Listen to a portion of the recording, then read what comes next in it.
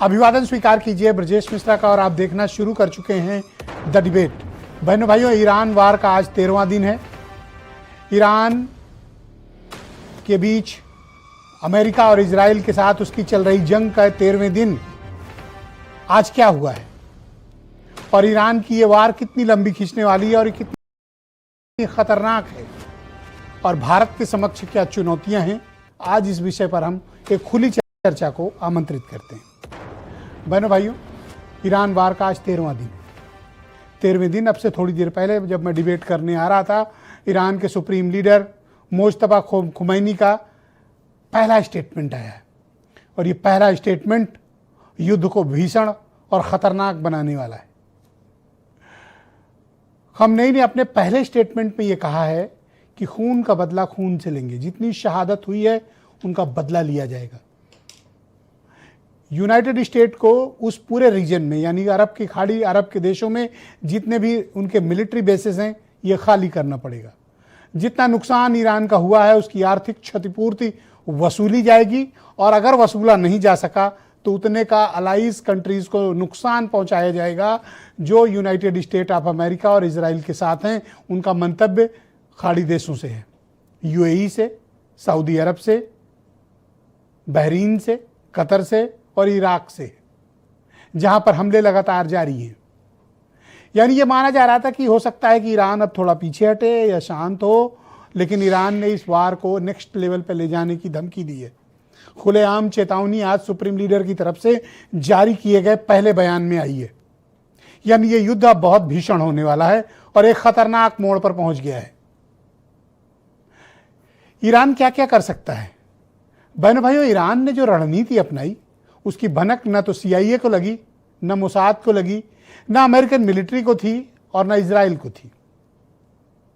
Iran को यह पता था कि उनकी मिसाइलें इजराइल तक तो पहुंच सकती हैं, लेकिन अमेरिका तक पहुंचने लायक उनके पास कोई हथियार नहीं है।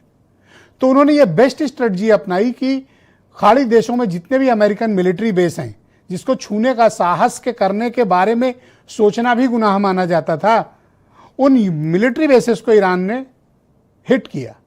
और हिट ही नहीं किया, बल्कि जिन जिन देशों में वहां पर ये बेस हैं उन सब जगह बहुत भीषण अटैक किया है और ये अटैक प्रतिदिन जारी हैं, ड्रोन्स के जरिए, बैलिस्टिक मिसाइल्स के जरिए। इसका असर क्या हुआ कि इन 8 देशों में खाड़ी के जबरदस्त तनाव का माहौल है, घबराहट और भय का माहौल है, होना लाजमी भी है, क्योंकि अरब देश लड़ने के लिए नहीं, व्यापार के लिए जाने जाते हैं, वो पेट्रो डॉलर के लिए जाने जाते हैं। लेकिन वहां एक बड़ी विपदा के तौर पर ईरान के हमले हैं, खास तौर पर दुबई, अबू धाबी और कतर, इराक, बहरीन, यहां तो बड़ी खराब स्थिति है। हमले नित्य प्रति जारी हैं, हर घंटे 100 ड्रोन्स आ रहे हैं, बैलिस्टिक मिसाइल्स हर घंटे लॉन्च हो रही हैं ईरान से। तो खाड़ी देश बेहद संकट में है। दूसरी बहुत भयंकर रणनीति तैयार की, वार स्ट्रेटजी इसी को कहते हैं।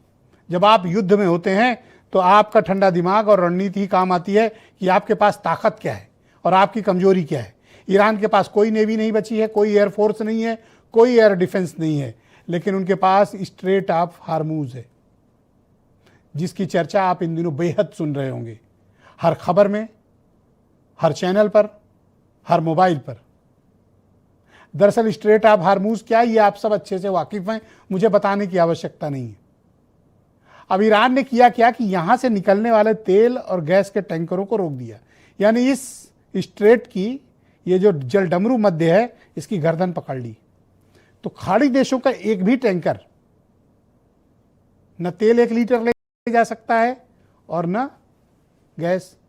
अगर गुजरा तो उसको उड़ा दिया जाएगा। जैसे 3 टैंक उड़ा दिए गए, 3 टैंकर, चौथे पर भी अटैक हुआ है। आज एक भी टैंकर हार्मूज जलडमरू मध्य से गुजर नहीं पाया। अमेरिका कह रहा है अपनी नेवी लगा के स्कॉट करेगा, लेकिन बहनों भाइयों, किसी भी शिपिंग कंपनी इस स्थिति में नहीं है कि वो अपने टैंकर निकालने की कोशिश करे। भारत के 28 टैंकर फंसे हुए हैं जो न तो एलपीजी ला पा रहे हैं न तो तेल ला पा रहे हैं। एक टैंकर जो 6-7 मार्च को चला था वो पहुंचा है आज मुंबई, और वो भी कैसे तैसे पहुंचा है। अब दूसरे टैंकर आने में बड़ी समस्याएं हैं। हम ईरान के साथ बातचीत में, संपर्क में तो हैं, लेकिन अभी उसने अलाउ नहीं किया उस जल डमरू मध्य से भेजने के लिए। स्थिति विस्फोटक है, खतरनाक है। यह युद्ध जिस दिशा में जा रहा है वो अंतहीन है, और सबसे बड़ी विपदा आई है खाड़ी देशों पर, उसके बाद पड़ोस में भारत पे। हमारे जो कच्चा तेल है और खास तौर पर हमारी एलपीजी पर जो डिपेंडेंस थी, निर्भरता रही है कतर पे, अब कतर से आने वाली एलपीजी सारी की सारी रुक गई है। अब भारत वैकल्पिक माध्यमों से मंगवाएगा भी तो कोई ऐसा तो है नहीं कि डंडैया में या नरही में या आशियाना में या सिविल लाइन में गैस मिलती है, गए झोले में ले आए, भर लाए टैंक में। उसके लिए किसी देश के साथ समझौता करना पड़ेगा, समझौते के बाद उपलब्धता देखनी पड़ेगी, फिर वो लोडिंग होगा, फिर ट्रांसपोर्ट होके आपके पोर्ट पे आएगा। It will take a time, ये समय लगता है। ये कोई बाजार से बाजार की चीज खरीदने वाली बात नहीं है। तो भारत के सामने अभी क्या विकल्प है? तो पहला काम भारत की सरकार ने किया कि कमर्शियल सिलेंडर्स पर रोक लगा दी, उसकी राशनिंग कर दी। यानी कि जो खपत है भारत की, उस खपत का एक बड़ा हिस्सा जो कमर्शियल में जा रहा था, उसको डोमेस्टिक के लिए रोक लिया। शायद ये बुद्धिमानी भी है, और विकल्प ही क्या हो सकते हैं।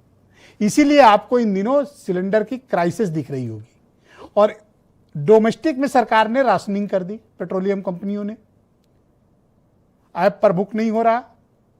अगर गैस बहुत ज्यादा मौजूद है और कोई शॉर्टेज नहीं है तो ये लाइनें क्यों लगी हुई हैं? लोग 2-2 दिन से बिना खाए पिए लाइनों में क्यों लगे हैं? जिनके घरों में शादियां, उनको कमर्शियल सिलेंडर नहीं मिल रहे हैं, उनकी क्या गलती है? तो कम से कम भारत की सरकार को या पेट्रोलियम कंपनियों को व्यवहारिक रणनीति अपनानी चाहिए। जिनके यहाँ शादियां तय हैं, उनकी शादियों में क्या होगा? वो मेहमानों क्या खिलाएंगे? जो बहुत इसेंशियल फूड सर्विसेज हैं वो बंद पड़ी हुई हैं। तो सिर्फ डोमेस्टिक को देंगे, बाकियों को नहीं देंगे। इस पर भारत की सरकार को और पेट्रोलियम कंपनियों को बुद्धिमानी पूर्ण और विवेकपूर्ण तरीके से नीति बनानी चाहिए, एक तरफा नीति नहीं। तो निकट भविष्य में भी हमारे पास जो बची हुई सप्लाई है, हमारे पास सिर्फ हम तकरीबन 25-28% का प्रोडक्शन हमारा खपत के मुकाबले है। हमारा एक बहुत बड़ा हिस्सा, तकरीबन 70% से ऊपर, इसको हम बाहर से मंगाते हैं। एलपीजी जो आप अपने घरों में इस्तेमाल करते हैं, उस पर फिलहाल से परेशानी उत्पन्न हो गई। अगली खेप दूसरे देशों से जब तक आएगी, तब तक लिए हमें एक नागरिक के तौर पर भी हम सबको संयम से काम लेने की ज़रूरत है। और ये मैं आपको सही सही बात बता रहा हूँ, मैं कोई सूत्रों के हवाले से नहीं बता रहा हूँ। एक सूत्र कहते हैं कि ईरान से बात हो गई, हमारे जहाज आएंगे, और मार दिया। अब तक 3 भारतीय मारे जा चुके हैं जो टैंकरों में सवार थे। उसकी जवाबदेही कौन सुनिश्चित करेगा? तो जब तक शांतिपूर्ण पहल नहीं होती, तब तक बहनों भाइयों बहुत कठिनाई है। लेकिन इस आपदा के अवसर पर हम सबको एक देश के रूप में बहुत ही संयम और समझदारी से काम की जरूरत है। हमें पैनिक नहीं करना है। थोड़ी शॉर्टेज तो है, कोई इसमें दो राय नहीं कि शॉर्टेज है, लेकिन यही वक्त है कि कठिन समय में हमको जिम्मेदारी से भी परिचय देने की जरूरत है। और सरकार को चाहिए कि जिनकी नीड है, खास तौर पर गरीब, किसान, मजदूर, मध्यम वर्ग, गरीब, नौकरी पेशा का व्यक्ति, जिसके पास 1 या 2 सिलेंडर है, उसके घर क्राइसिस है, उसको प्राथमिकता के आधार पर दिया जाए। जिसके 4 सिलेंडर हैं वो वेट कर सकता है, लेकिन जो 1 या 2 सिलेंडर पर चलते हैं वो इंतजार नहीं कर सकते। वो कहाँ से लकड़ी कोयले का इंतजाम करेंगे? उनको गैस मिलनी चाहिए। लेकिन ईरान, इजराइल और अमेरिका के इस वार में भारत पर प्रभाव काफ़ी ज़्यादा पड़ा है। हम इस बारे में आज चर्चा करेंगे। आप कुछ स्टेटमेंट सुनिए। Gas is going to be a problem, petrol is going to be a problem, all fuel is going to be a problem. अभी आपके पास थोड़ा सा टाइम है, तो सरकार को, प्रधानमंत्री को प्रिपरेशन शुरू कर देनी चाहिए, क्योंकि अगर प्रिपरेशन नहीं की तो फिर करोड़ों लोगों का जबरदस्त नुकसान। भारत सरकार के गलत फैसले की वजह से आज लोगों को लकड़ी पे खाना बनाना पड़ रहा है, घरों में भट्टी बनानी पड़ेगी, चूल्हे तैयार करने पड़ेंगे। ये एलपीजी की जो कमी है, एलपीजी नहीं मिल पा रहा है, उपलब्ध नहीं हो पा रहा, उसकी पूरी जिम्मेदारी भारत सरकार और उत्तर प्रदेश सरकार की थी।